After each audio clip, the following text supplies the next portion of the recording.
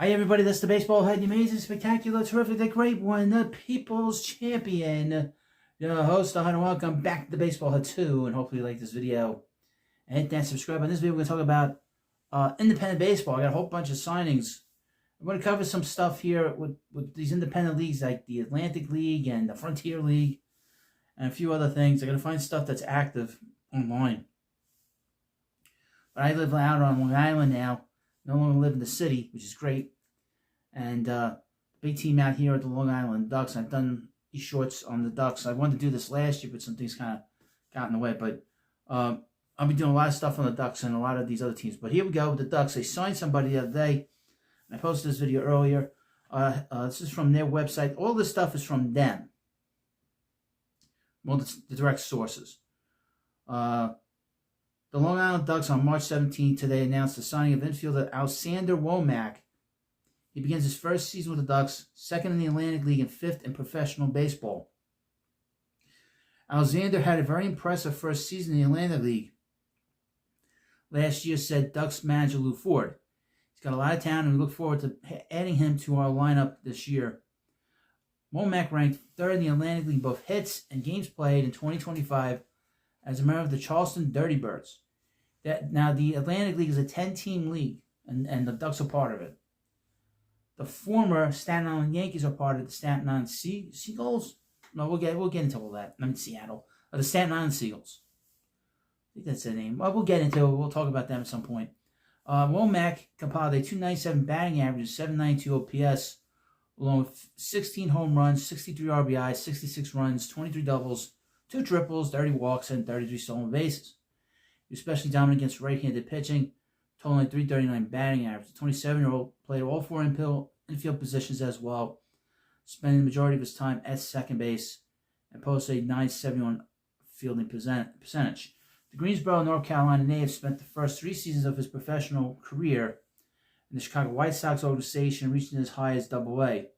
In 240 games, he hit .257 with a .347 on base, 18 home runs, 112 RBIs, 113 runs, 220 hits, 25 doubles, 2 triples, 111 walks, and 17 stolen bases. Now, a couple of things about the Atlantic League and the Frontier League. They have a partnership with Major League Baseball. So these guys could get back into the majors, into the Major League Baseball system, the minor league system, very easily. And we've seen players going back and forth. That's why, specifically with the Ducks, you always see a lot of rather interesting players that have been, even in New York, play for the Ducks. Believe Daniel Murphy played for the Ducks a few years ago. Guys like Bill Pulsifer and former managers and who played in the Mets minor league system. Kevin Byers is considered the best manager of the Ducks organization and franchise, and he played in the Mets minor league system. And of course, Buddy Harrelson is one of the founders of the Ducks. Quote, "I'm excited to get out there with the guys," said Womack. "I'm ready to play, show out, and win. The main goal this year and every year is the same.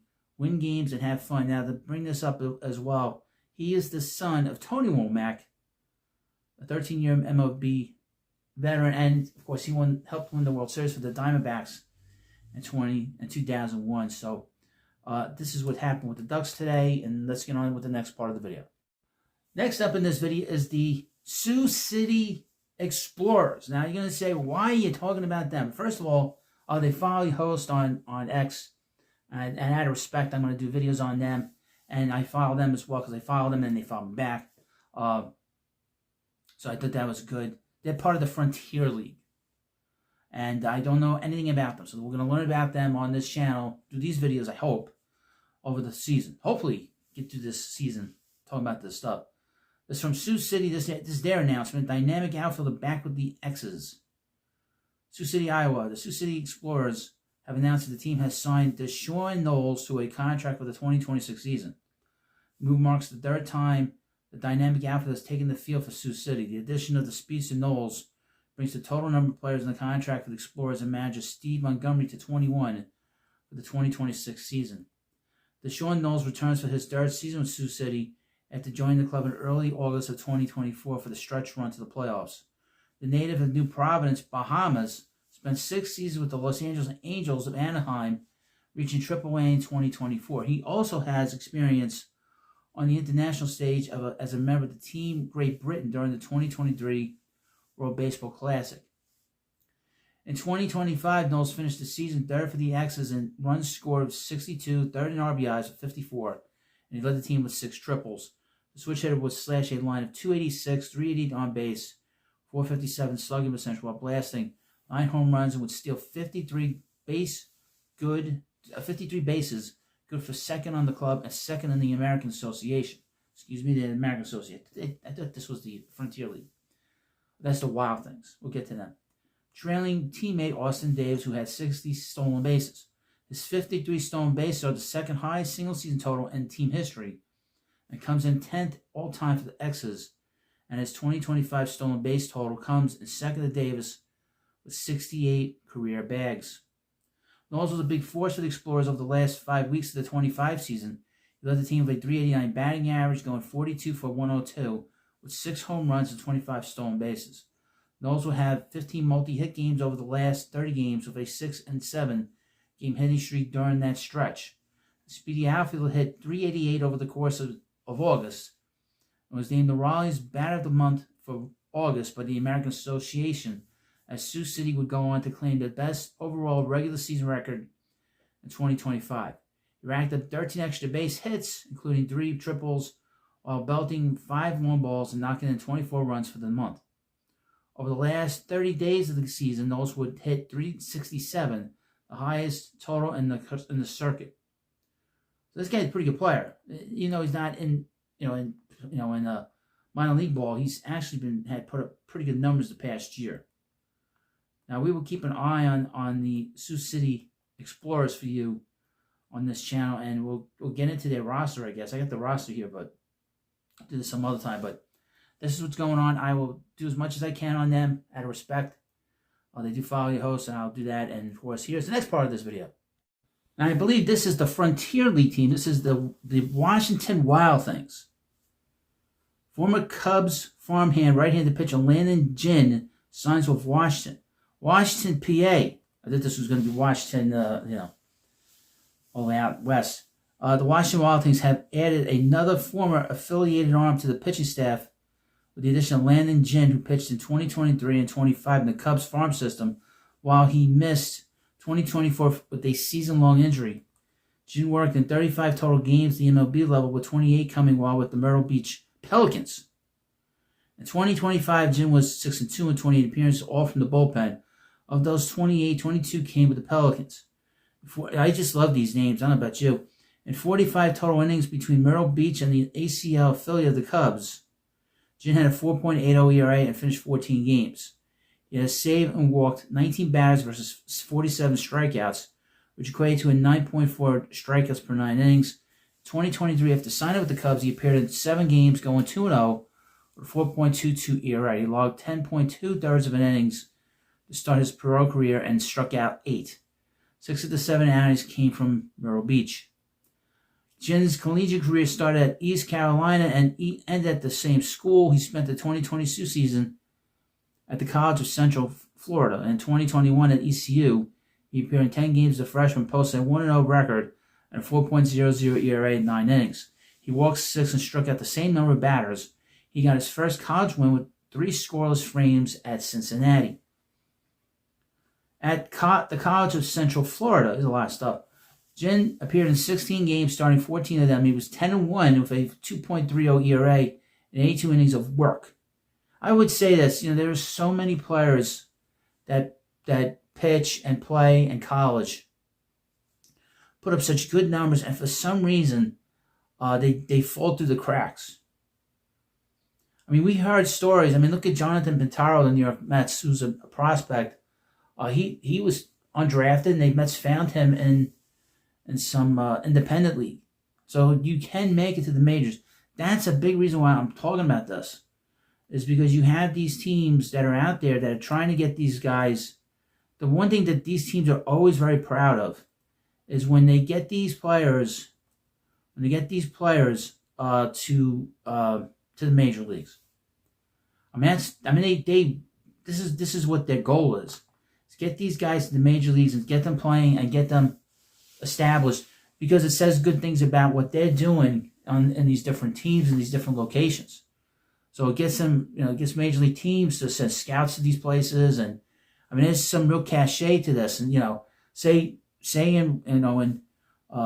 with the Wild Things or with the Sioux City Explorers, if they have some player that was discovered there, that gets signed to a minor league deal, maybe they go back there. If there's a rumor that some player is doing well there, that's come down the line. It's a win-win for a lot of these teams to have this.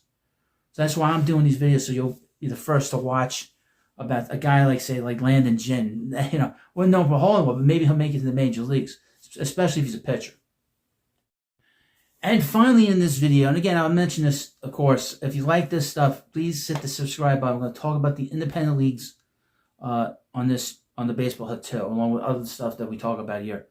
I want to be different from the other channels because I don't think anybody covers what's going on in the independent leagues. I mean, as far as I know. And we'll do as extensively as it can do. It's a lot of work, but I enjoy it. I love baseball, and I hope you do too. And this is finally in this video, this is the Hagerstown Boxcars. This is a team in the Atlantic League, and they played the Ducks all the time. So their team will keep an eye on just for that fact. And here's their announcement. Boxcars signed 3, bring back Ozzie Abreu. Hagerstown continues to build offensive threat, re-signs Ozzie Abreu. The Hagerstown Flying Boxcars have announced their 3 new additions to the 2026 squad, including fan favorite Ozzie Abreu. The Boxcars are excited to announce that Ozzie Abreu returned for his 3rd season with the squad. Prior to representing the Boxcars, Abreu has played locally as a member of the Hagerstown Suns Nationals organization and Spire City Ghost Hounds. These are wonderful names. Where he was coached by current Boxcars manager Mark Minicozy. Through his first 2 seasons in Hagerstown, Ozzie launched 26 home runs, a Boxcars record, tacked on 100 RBIs and 26 stolen bases while registering a career-high RBI tally last season. He also registered his 1,000th career hit in 2025. In the field, Ozzie's been stellar at the hot corner and was named the 2025 Flying Boxcars Unsung Hero by manager Shane Turner and general manager David Blankstone. We're excited to announce the signing of Ozzie Abreu, said manager Mark Minikazi. An original Boxcar, Ozzie has put together 2 strong seasons with us and brings tremendous value as a super utility player. Known for clutch performance and versatility, he provides a steady presence both offensively and defensively. We're excited to have him back and look forward to building on his continued impact this season. Shortstop Christian Rodriguez heads to Hagerstown after spending the 25 season with Mark Mincozy's Staten Island Ferry Hawks. The Ferry Hawks, excuse me. I didn't say the Seagulls. I think that this one used to be called. Rodriguez began his career at 17 with the Miami Marlins organization in 2019. He would reach the AAA level in 2024 before heading to Staten Island. Now, this guy Rodriguez is a candidate, I would think, to go back to the minor leagues with some team. That is a perfect guy. He's still young enough. He can do it. So he's 17 back in 2019, 7 years later. So he's 24. So he can head back to the minor leagues at some point. And that's what these guys are trying to do. Through 73 Atlantic League plate PB games in 25, Rodriguez hit .279 while launching 16 home runs, 28 extra base hits, and 55 RBI. That's pretty good. We're excited to welcome Chris C. Rod Rodriguez to the Hagerstown Flying Boxcars for the 26th season. Rodriguez is coming off an impressive 2025 campaign with the Staten Island Ferry Hawks, where he hit 16 homers in just over half a season, establishing himself as a true impact bat, said Minicozy. A Gold Glove caliber shortstop, C. Rod brings an elite defensive presence up the middle, along with middle-of-the-order production. His ability to change the game on both sides of the ball makes him a major addition to our roster heading into 2026. Minicozy rounded out the set of signs by introducing Robbie Tenorits. Tenoritz's career began when he was drafted by the Tampa Bay Rays in the 27th round of the 2016 MLB draft from the University of California, Berkeley. He would reach the AAA level with the Cincinnati Reds and Seattle Mariners organization, establishing himself as a solid bat in the order. With over 700 games in affiliated ball, Tenowitz had slashed 268 with 687 hits and 387 RBIs. So we're excited to welcome Robbie Bird Tenowitz to the Hagerstown Flying Boxcars for the 2026 season. Tenowitz brings versatility across the corner infield spots with the ability to contribute behind the plate. Bird has built an impressive resume over the past few years, establishing himself as an impact bat at the AAA and AA levels, consistent power production and run driving ability. His presence adds a strong middle of the order threat to our lineup heading into the season. Well, we'll see. Like I said, all these players, I have no idea. I mean, I know Womack. I know Womack's name from, because of Tony Womack played for the Pirates and the Diamondbacks. But this is the stuff we'll talk about here on the Baseball Hut 2 with all the other stuff. And hopefully I can keep up with it. And, of course, I'll have the Ducks. The Ducks will be a staple here. And we'll talk about these other players and these other teams as well. I think this is all just great stuff that, even though these professional guys aren't in the minor league system, at least they're in professional baseball, making money, do the best they can, get back to a professional with a 30-team, 30-team minor league system. Now, what has happened over the course of the last several years is that major league teams contracted their minor league systems. So that's why these independent leagues are so important for these professional guys that want to make it in the major leagues. This gives them a chance to reestablish their value. So you let me know what you think about this video. And, of course, please subscribe to the Baseball Hut 2, and I'll see you later.